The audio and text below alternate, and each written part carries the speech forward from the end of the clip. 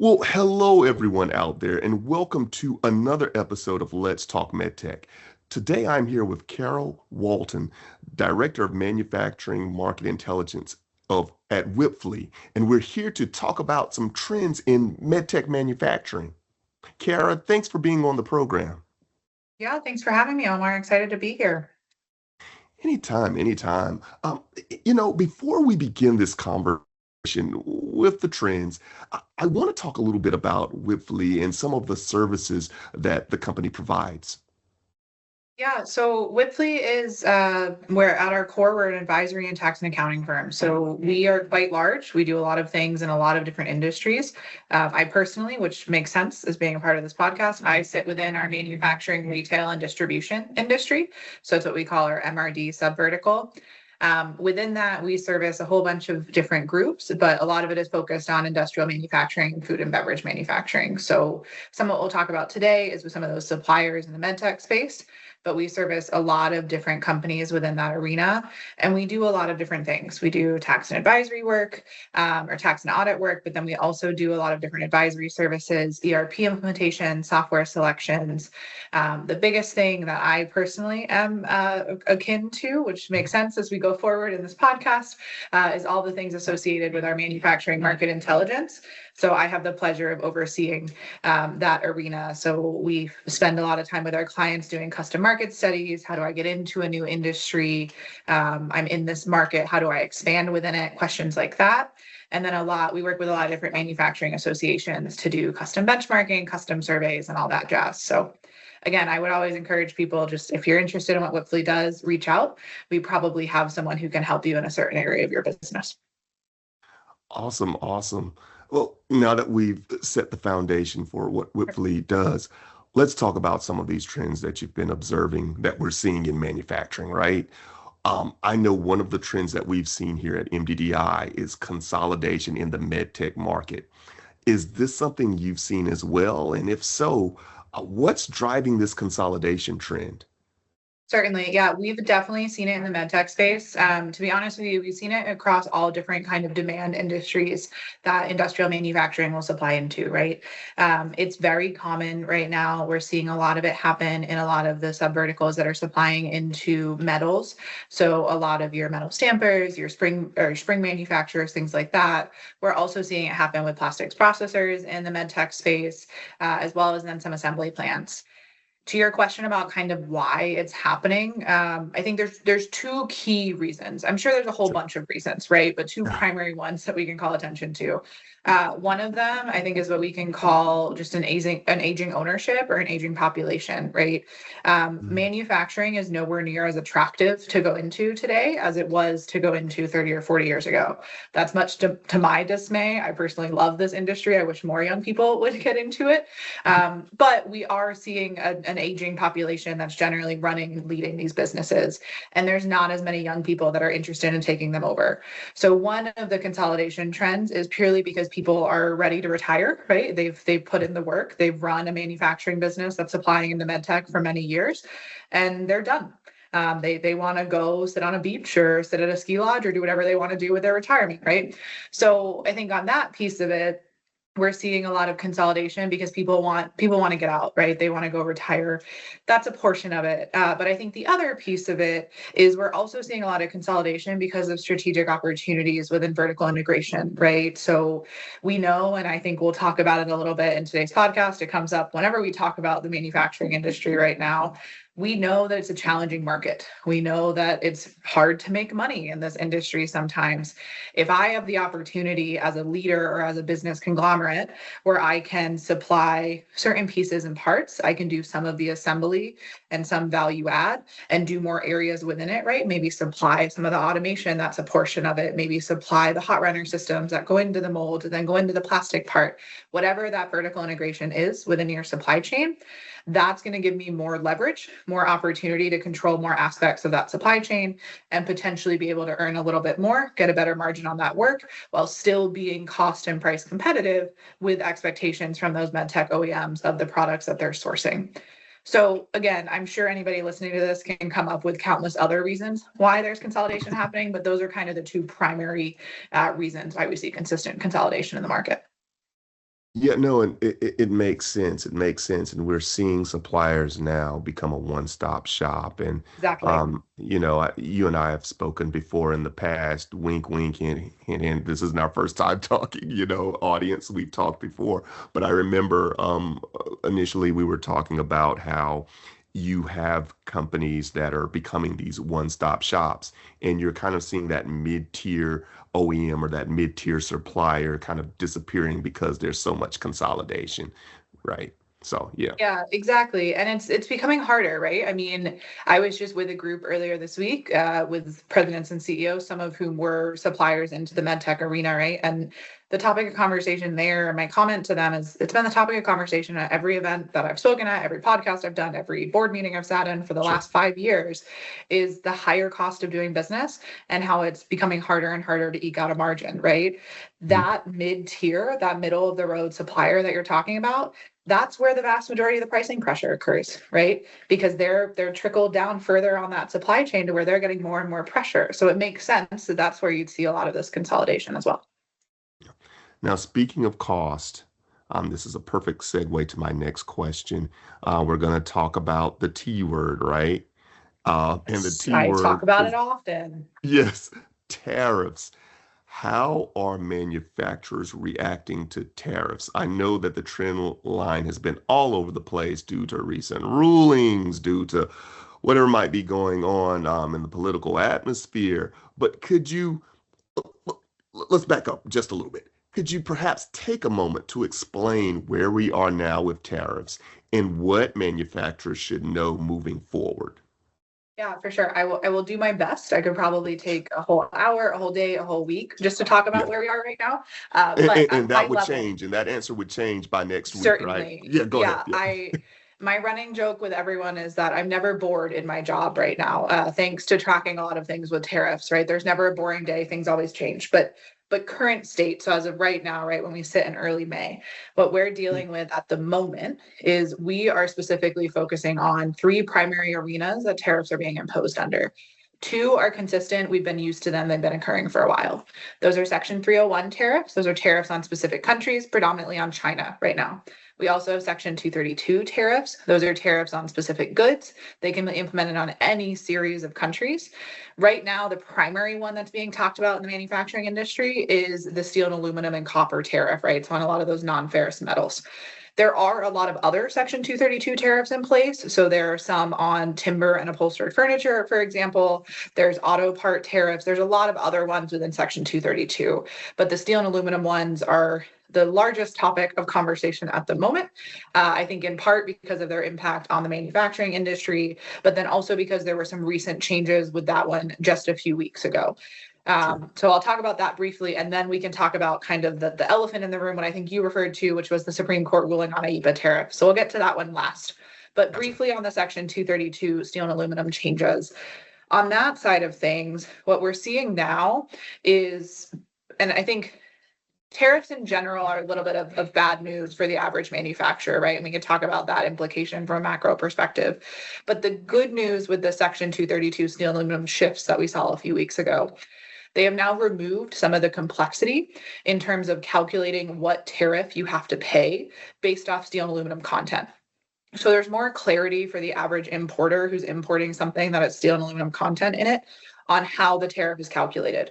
For some, they now have a lower effective tariff rate. For others, they now have a higher effective tariff rate, right? So it's not all good news. But the one thing that I think was positive out of that is there's more specificity around how a tariff is calculated based off steel and aluminum content. So that's kind of the changes that have happened there. The other piece of it, so the other piece that I'll bring up on Section 232 and Section 301, those are current tariffs that are in place. But one of the things that we know because of this Supreme Court ruling on IEEPA tariffs is that the Trump administration is also very focused on additional Section 232 and additional Section 301 investigations that they are starting now, some of which have already started, to be able to impose additional tariffs The likelihood from a timing perspective is that that will happen around the July 4th holiday. Regardless of which side of the aisle you sit on, you've noticed at this point with President Trump's terms that he loves the symbolism of the July 4th holiday. He will likely be announcing additional tariffs at that point in time, both under Section 232 and under Section 301. So my final comment about that before I switch to the IEEPA piece real quick. Section 232 and Section 301 have both already been upheld by the International Court of Trade and or the US Supreme Court. I bring that up because the biggest question I get when I have conversations like this is people saying, okay, but if he imposes additional tariffs, are those just going to be struck down as well? There is always a potential that someone will bring further legal action, right? I'm not here to give a lesson on the judicial system. I don't know the details of it. That's not what I do day to day. But what I do know is that generally speaking, both of those ways of imposing tariffs have been upheld. So they are legally allowed to continue imposing tariffs in those regards. So we expect those announcements in July to stick, is the reason why I bring that up. That brings me to the IEEPA decision. So back in February, the Supreme Court made a decision that the Trump administration did not have legal authority to impose tariffs under IEEPA. What does that mean? That means that there are no longer IEEPA specific tariffs, which were anywhere between, I think, like 10 and 40% that were imposed on many different countries. When President Trump, if anyone remembers, kind of the picture of him holding up a sign in the Rose Garden last year. Sure. He was holding up that sign with those different tariff rates, right? Those were IEEPA specific tariffs. So those tariffs are no longer in place. They were no longer in place as of that decision on February 25th.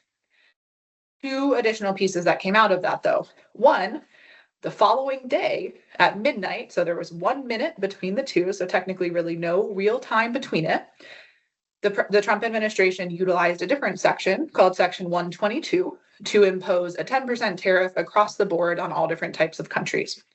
It functions slightly differently than IEEPA. We don't need to get into all the specifics there, but the gist being, if you were previously paying an IEEPA tariff, you're now paying a Section 122 tariff. So really your effective tariff rate from that perspective didn't change too terribly much on average. There's always specific exceptions, but in general. So that was one piece that came out of it. Those Section 122 tariffs will expire in the July timeframe. That's part of why these Section 232 and 301 additional announcements are coming, because the Trump administration wants to continue having tariffs in place. The one other factor that I think is important to be aware of, and this is the biggest topic of conversation today, is that with that Supreme Court ruling, we now have refunds because people paid tariffs under IEEPA for a long period of time, and now they are subject to a refund. So I think the date was April 20th or April 24th that the Customs and Border Patrol opened a specific system. So there is an ACE portal that tariffs are paid within. Within that ACE portal, you have what's called a CAPE system, CAPE. That's where people are applying for tariff refunds. My understanding is that there's a lot of different manufacturers who have applied for those refunds. To the best of my knowledge, no one has received that refund yet, right? We've heard quotes that it could take months, it could take years in some instances, but people are effectively applying for the refunds. So that was kind of step one in the process. So that's a very long-winded answer to your question, Omar, but that's kind of the current state of tariffs. The final comment, two comments that I would make to anybody who's trying to navigate tariffs. One of them is, every single company's situation is specific right now. And that's the biggest challenge that manufacturers are having, right? You are required to, in some cases, become an expert in trade law or become an expert in HTS code classifications. And that's something that the average manufacturer has never had to deal with before.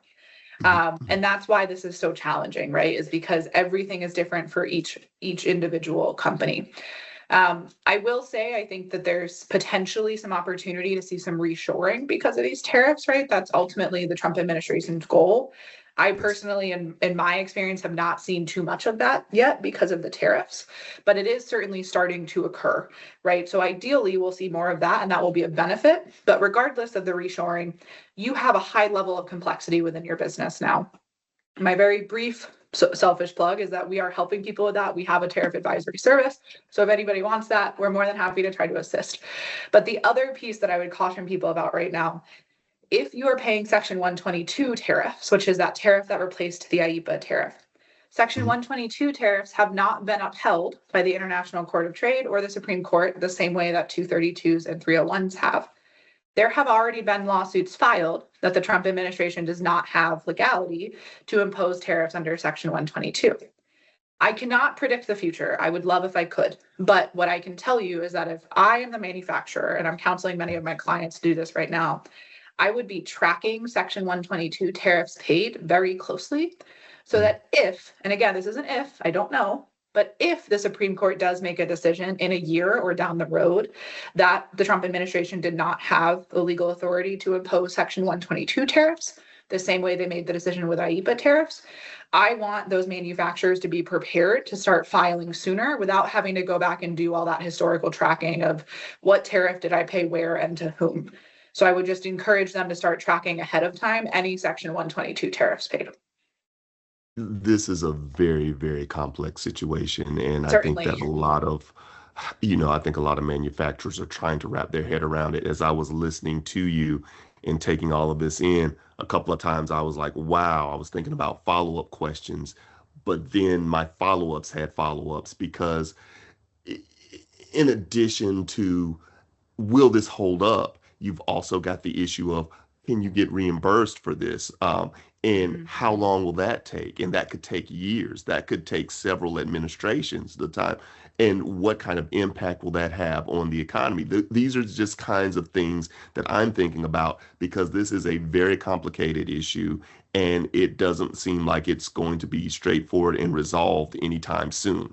Yeah. Yeah, I would agree with you. I don't think it will be. And to your point about it's going to take time with additional administrations, one other comment I would make, right? Again, I can't predict the future. I would Sure. love if I could. I would be very good at gambling if I could. But what I will say is that Section 232 and Section 301, because those have both been upheld, I think it's important to note that the Biden administration, which had very different opinions than the Trump administration in terms of how to run this country, they kept Section 301 tariffs in place.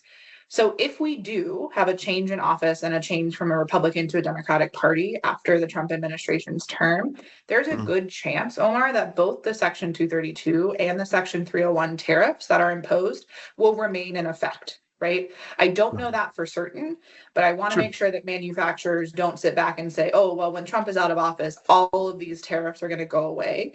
I don't think that's the case, right? I think whether a Republican comes into office next or a Democrat will likely still have at least some of these 301 and 232 tariffs remain in effect for the foreseeable future. Makes sense. Makes sense. Well, let's continue to talk about cost and things that are driving up cost. And let's talk about the I word now. We've talked about the T word, tariffs, but let's talk about inflation. And Yeah. we've seen prices increase for a variety of different reasons. Most recently, the situation in Iran.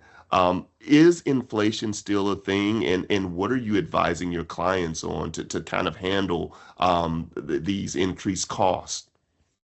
Yeah, inflation is absolutely still a factor. And if you kind of look at what the economic development corporations call a sticky inflation rate, so you take commodity pricing out of it, right? Oil prices, to your point, Right. which is the single most volatile aspect right now. If you take those volatile prices out, if you still look at that sticky CPI, it's already sitting at like 2.98. So it's almost above this 3% target. And it's likely going to continue going up because of the challenges in Iran. And I think the piece that's a little bit smaller, but that people aren't talking about as much, is that yes, it is absolutely the challenge in Iran. It's the closing of the strait, or the challenges of getting through the strait, I guess is probably the better way to put it. Mhm. But in addition to that, we also have the Emiratis and the UAE that pulled out of OPEC at almost the exact same time. So oil prices will continue to be a challenge that will drive up inflation across the board.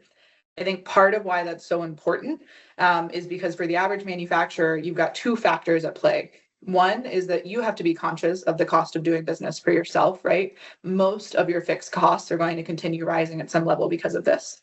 And we know that material price increases are somewhat successful in getting passed through to our customers, but inflationary price increases, not really an option, right? The average customer is not overly inclined to take those on at the moment.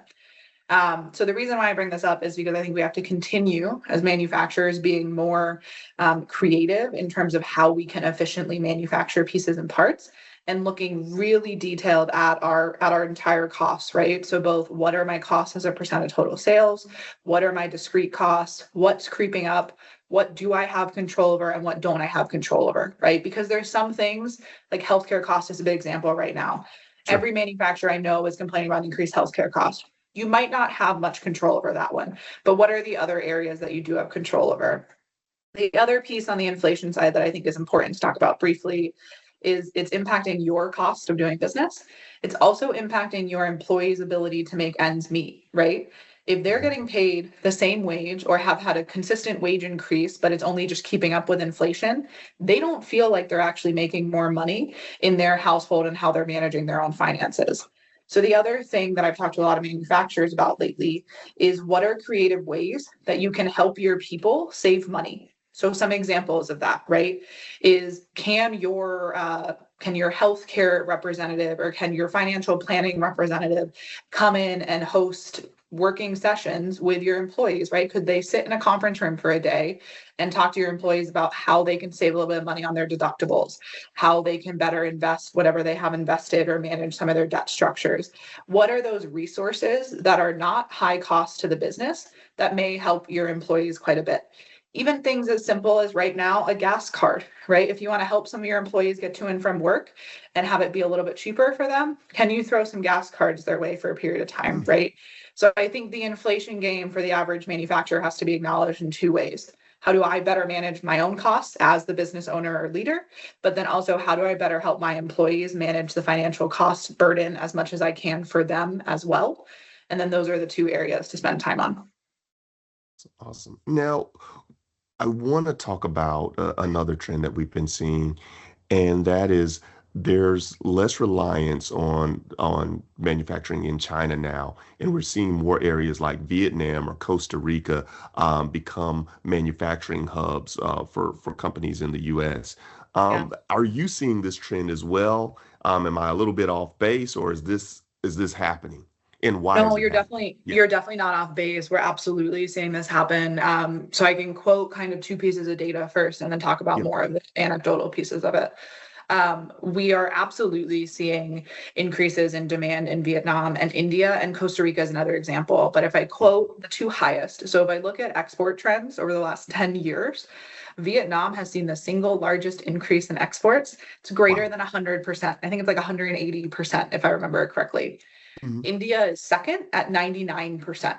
So and again, you can do the math different ways, but they're number one and two in terms of increases in export growth over the last 10 years. Vietnam is a country to watch right now. There's Yeah. absolutely a huge amount of demand that's coming out of Vietnam, India as well, and then many different areas of Central and South America, like Costa Rica, like Uruguay in some cases, and others. Because what we're seeing is we love Asia, India, so from more of the Southeast Asian perspective, and then Vietnam, Malaysia, other countries. We like them a lot because they have similar cost structures to China, right? And some similar capabilities to China. But we also like Central and South America a lot because in many cases there's far cheaper freight cost, right? And in some cases there's also cheaper land cost.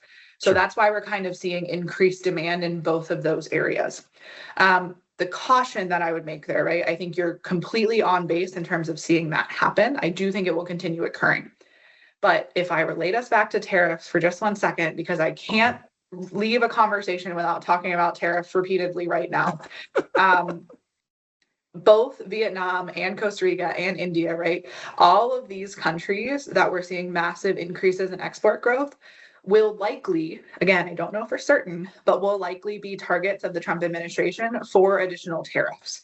Right. So I think one area to just caution manufacturers is to scenario plan.